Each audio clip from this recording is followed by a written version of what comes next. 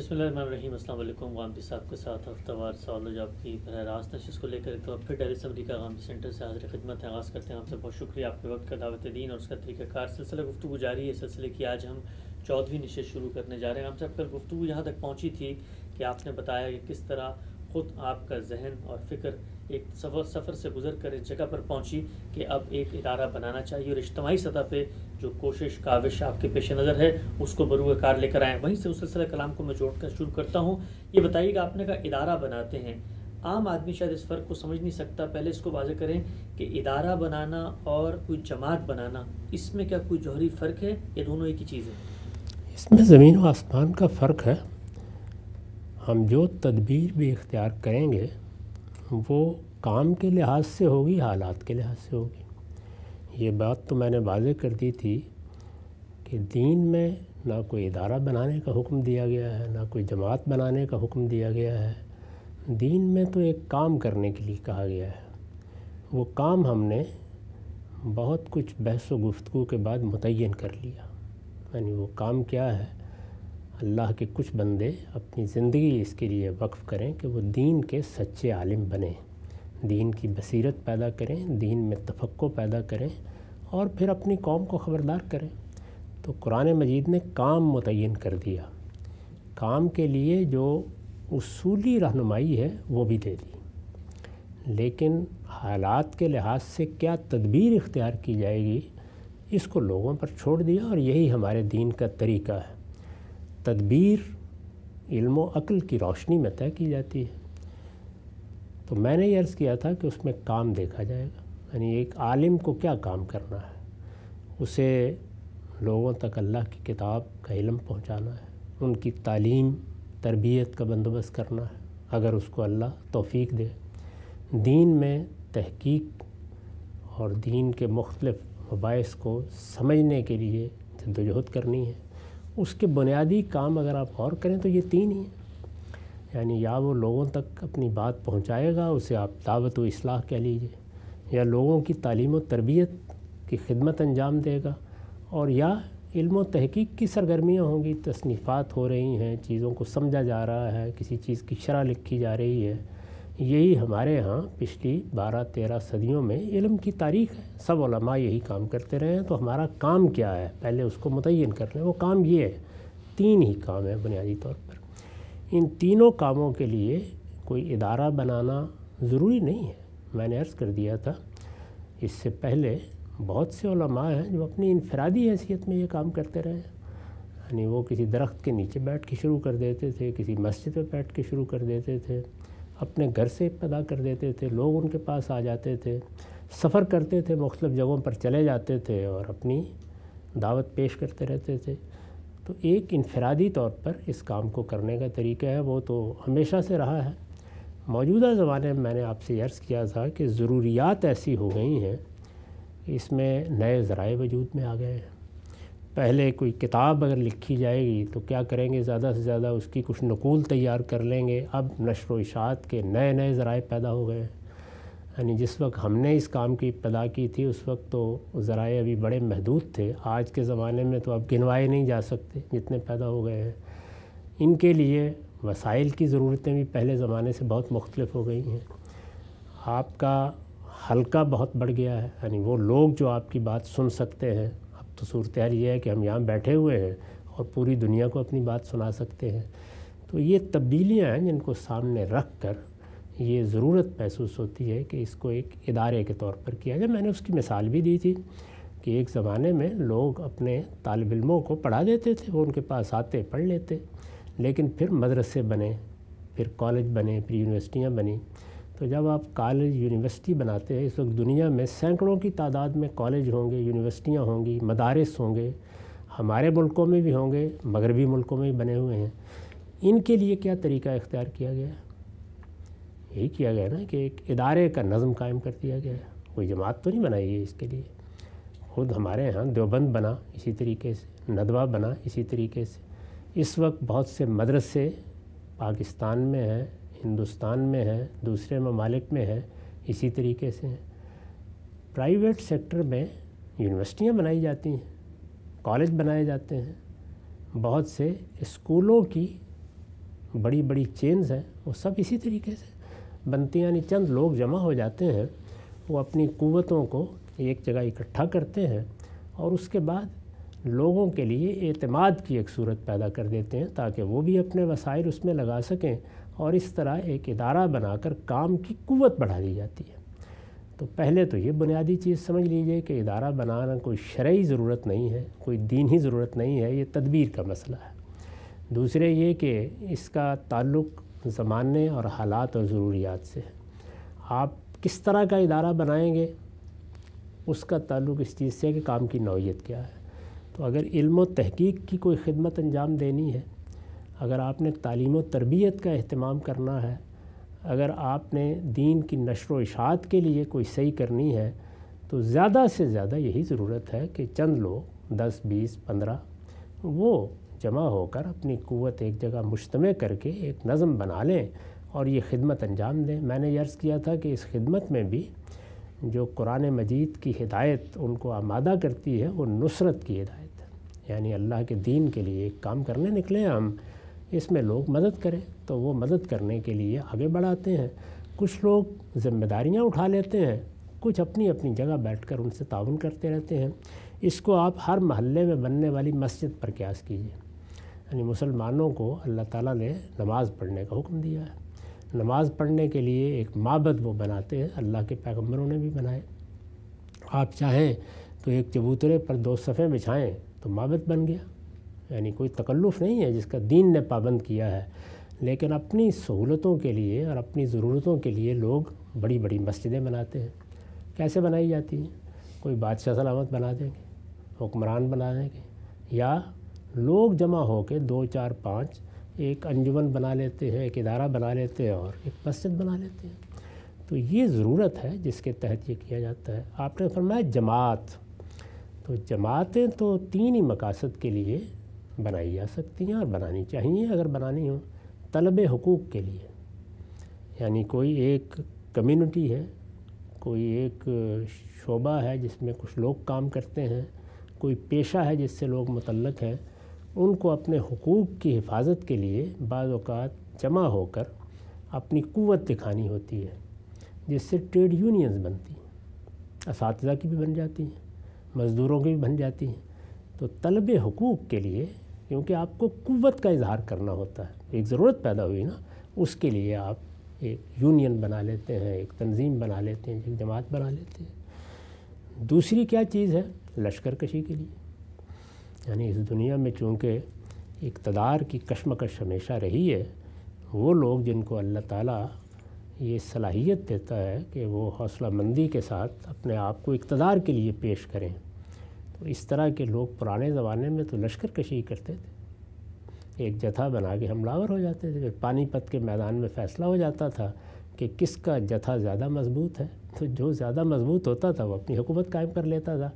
ہمارے زمانے میں خود ہمارے ہمسائے میں طالبان نے یہی کام کیا ہے، تو ان کو تو ایک جماعت یا ایک جتھا یا ایک لشکر بنانا پڑا ہے، تو یہ اس کام کی ضرورت ہے۔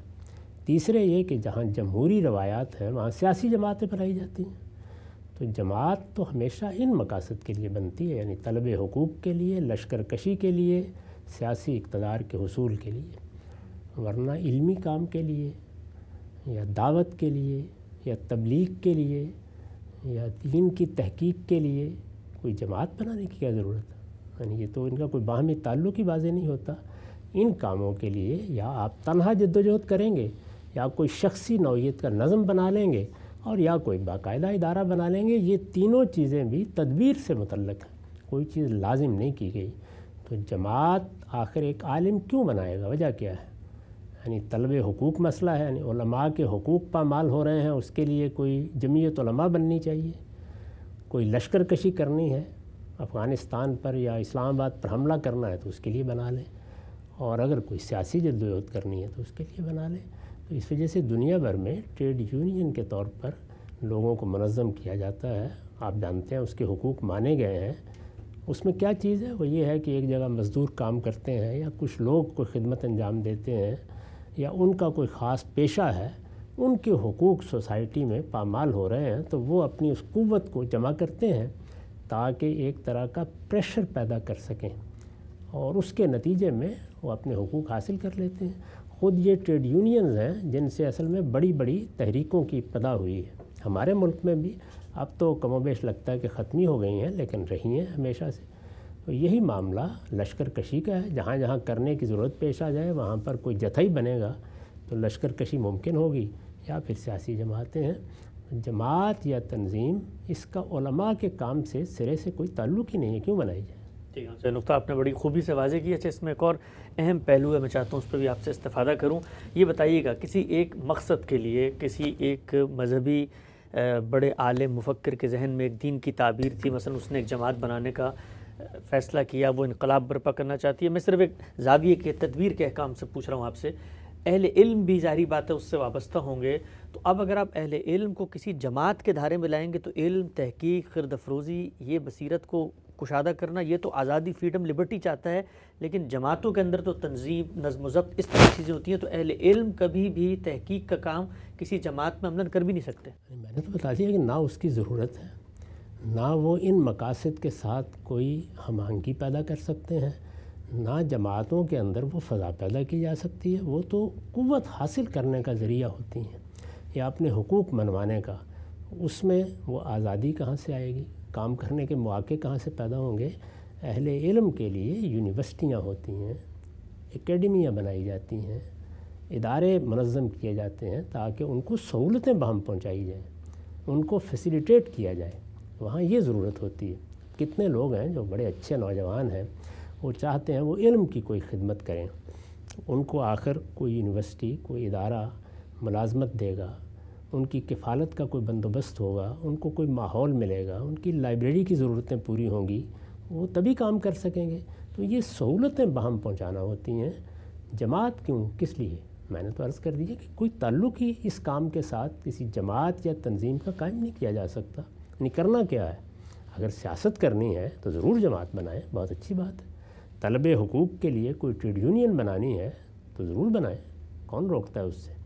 اور اگر لشکر کشی کی دنیا اجازت دیتی ہے تو وہ بھی بنا لیں۔ اقام صاحب، میں اس تفہیم مدعا کے لیے آپ کی بات واضح ہو جائے، آپ نے کہا حقوق طلبی کے لیے، کوئی انقلاب برپا کرنے کے لیے، دعوت کے لیے، ارشاد کے لیے، پند و نصیحت کے لیے، دنیا کو دین کی طرف بلانے کے لیے، اس کے لیے جماعت کیوں نہیں بن سکتی؟ مثلا ہم دیکھتے ہیں تبلیغی جماعت کا ایک پورا ماڈل ہے، جماعت ہی کہا جاتا ہے اس کو، اور وہاں پر وہ کام نہیں ہو رہا جو آپ نے مینشن کیا کہ طلب حقوق ہے، ایک دینی کام ہو رہا ہے، تو وہ تو ہمیں بظاہر بڑا کارگر نظر آتا ہے۔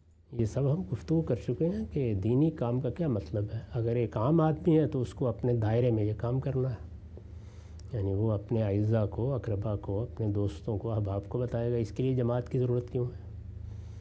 یعنی وہ کیا چیز ہے جو جماعت اس کو عطا فرمائے گی؟ میرے دوست ہیں، احباب ہیں، میرے خاندان کے لوگ ہیں، میرے اعزاء اقربا ہیں، ان کو مجھے کوئی اچھی بات کی نصیحت کرنی ہے ایک عام آدمی کے طور پر، تو اس میں جماعت بنانے کی ضرورت کہاں سے پیش آ گئی؟ ایک صاحب علم اپنی قوم کو خطاب کرنا چاہتا ہے تو میں نے عرض کر دیا کہ اس نے کیا کام کرنے ہیں؟ یہ 3 کام ہے نا، تو ان 3 کاموں کے لیے ضرورت پہلے پیدا کیجیے نا۔ جماعت بنانے کی ضرورت کیوں ہے؟ جب تک آپ اپنے کام میں حدود سے تجاوز نہیں کریں گے، جماعت کیسے بن جائے گی؟ بہت ہے، یعنی اگر آپ اپنے حدود میں رہیں گے، جو کام ایک عالم کو کرنے چاہیے، میں نے عرض کیا وہ 3 ہی کام ہیں، یعنی علمی اور تحقیقی کام ہوگا، تعلیم و تربیت کا کام ہوگا، دعوت و اصلاح کا کام ہوگا۔ اس کے لیے خانقاہیں بنائیے، مدرسے بنائیے، اس کے لیے یونیورسٹیاں بنائیے، تعلیمی ادارے بنائیے، اکیڈمیاں بنائیے۔ بات سمجھ میں آتی ہے؟ جماعت کیوں؟ وجہ ہی کوئی نہیں۔ جماعت تو اصل میں اپنی قوت کے اظہار کے لیے بنائی جاتی ہے۔ تو یہ قوت کے اظہار کی ضرورت علم کو کیوں پیش آ گئی؟ علم تو استدلال ہے، تو آپ استدلال کریں، اپنی بات پیش کریں، لوگوں کو اس کے مواقع دیں کہ وہ اپنی تربیت کر سکیں۔ یہ کام ہے۔ یعنی یا آپ کو اہل علم کو تیار کرنا ہوگا، رجال تیار کرنے ہوں گے، وہ مدرسوں میں تیار ہوتے ہیں، یونیورسٹیوں میں تیار ہوتے ہیں، اکیڈمیوں میں تیار ہوتے ہیں۔ لوگوں کی تعلیم تربیت کا اہتمام کرنا ہے، عام لوگوں کا کرنا ہے، تو تعلیم دینی ہے۔ اس کے لیے آپ خانقاہیں بنائیے، اس کے لیے آپ تعلیمی ادارے بنائیے، اس کے لیے آج جو ذرائع اللہ تعالیٰ نے پیدا کیے ہیں ان کو استعمال کر کے اپنی بات پہنچائیے۔ وہ کرنا کیا ہے پہلے یہ بتانا چاہیے نا۔ اچھا، ہم سب بڑا ہی اہم اور بڑا ہی باریک و لطیف نقطہ ہے جو گفتگو سے واضح ہو رہا ہے، شاید تحصیل حاصل ہو، لیکن میں پھر بھی پوچھتا ہوں، مثلا ہم کسی قوم میں موٹیویشن پیدا کرنا چاہتے ہیں ایک فکر ہی کے حوالے سے، تو ہم جماعت بناتے ہیں، تحریک مثال ایک لے لیتے ہیں، تحریک رجوع الی القرآن. اب پیچھے تو صاحب علم کھڑے ہیں، تحقیق و تعلیم کا کام ہے، لیکن public awareness, public motivation, public support میں چیز پیدا کرنے کے لیے ظاہری بات ہے آپ کو سوسائٹی میں نکل کے کوئی جماعت، کوئی تنظیم سازی کرنی پڑتی ہے تاکہ لوگ اس میسج سے ریلیٹ کریں، اس کے پاس آئیں اور پھر آپ کو سپورٹ کریں. تو دونوں تو کہیں نہ کہیں جڑ جاتی ہیں نا. یہ جو آپ نے فرمایا یہ کیوں پیدا کرنا پڑتا ہے؟ یعنی آپ نے رجوع الی القرآن، یعنی اللہ کی طرف رجوع کرو، اللہ کی کتاب کی طرف رجوع کرو، یہ دعوت اٹھانی ہے. تو کوئی عالم اٹھائے گا تو اٹھا دے، لوگوں کو توجہ دلائے. بہت سے ذرائع موجود ہیں، اس میں لوگوں نے کیا کرنا ہے؟ یعنی باقی لوگ تو زیادہ تر سپورٹ کریں گے نا، تو وہ اپنے گھر میں بیٹھے ہوئے کر سکتے ہیں، آپ کے پاس آ کے کر سکتے ہیں، کسی ادارے میں کوئی خدمت انجام دے کے کر سکتے ہیں. ان کو ایک جتھے میں بدلنے کی ضرورت کیوں پیش آ گئی؟ پہلے اس ضرورت کو واضح کیجیے نا، یہ ضرورت پیدا کہاں سے ہوئی ہے؟ لوگوں نے تعاون کرنا ہے، کریں گے. میں دسیوں مثالیں دے دیتا ہوں جس میں لوگوں نے بڑے بڑے اداروں کے ساتھ تعاون کیا. سر سید نے علی گڑھ قائم کیا، اس کے لیے کوئی جماعت بنانی پڑی ان کو. علی گڑھ ایک تحریک بن گیا، علی گڑھ ایک دعوت بن گیا. ہمارے پرانے علماء نے، روایتی علماء نے دیوبند قائم کیا، بہت بڑی تحریک ہے، اس کے غیر معمولی نتائج نکلے ہیں. اس کے لیے کوئی جماعت بنانی پڑی، ایک ادارہ بنایا گیا، وہ اپنا کام کر رہا ہے، اس سے آپ اتفاق کریں، اختلاف کریں. اسی طریقے سے ہمارے ڈاکٹر اسرار احمد صاحب نے رجوع الی القرآن کی تحریک اٹھائی، اس کے لیے انجمن خدام القرآن کے نام سے ایک ادارہ بنایا، ابھی بھی کام کر رہا ہے. یعنی یہ ضرورت کیوں پیش آ گئی؟ تو انہوں نے بھی کبھی نہیں کہا کہ اس کے لیے مجھے کوئی جماعت بنانی ناگزیر ہو گئی. ایک انجمن، ایک ادارہ وہی وجود میں لایا گیا.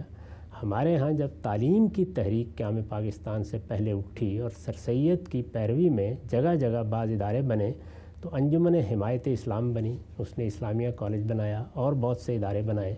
تو ہمیشہ کوئی انجمن، کوئی تنظیم 10 لوگ، 20 لوگ، 100، 50 لوگ مل کے بنا لیتے ہیں. جن کو اللہ اس کا شعور دیتا ہے وہ یہ کام کرتے ہیں. اور یہ بھی دونوں طریقوں سے ہو سکتا ہے. یعنی آپ نے کوئی شخصی نوعیت کا ادارہ بنا لیا، جیسے بالعموم ہمارے مدارس بنتے ہیں. یعنی کوئی شخص اپنی شخصی حیثیت میں ایک ادارہ بنا دیتا ہے اور وہ موروثی طریقے سے پھر اس کی اولاد چلاتی رہتی ہے. اسی طرح کی صورتحال بہت سے کالجوں، بہت سی یونیورسٹیوں کی ہے.